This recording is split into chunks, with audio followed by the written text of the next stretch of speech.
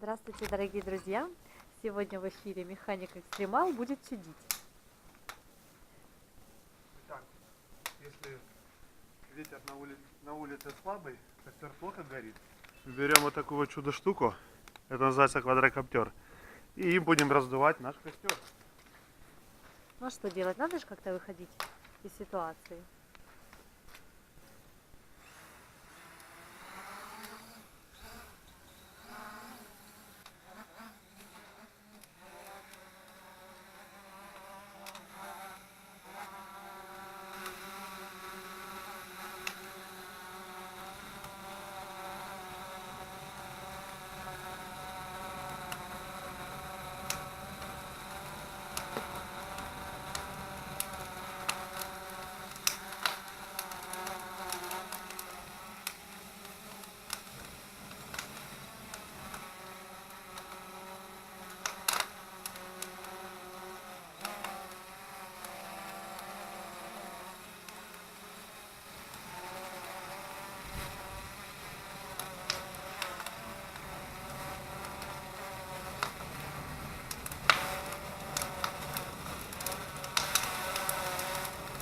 Поддувало открыли.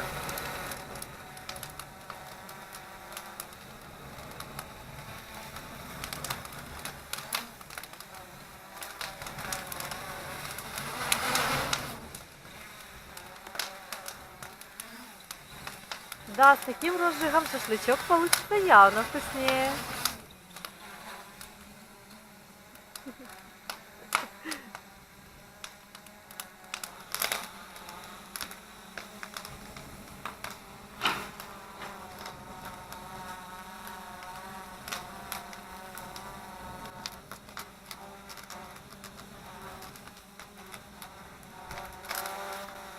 Квадрокоптер все делает сам. Стоит, никто ничего не делает. Ну, какой хороший помощник. Надо себе на кухню такого прикупить.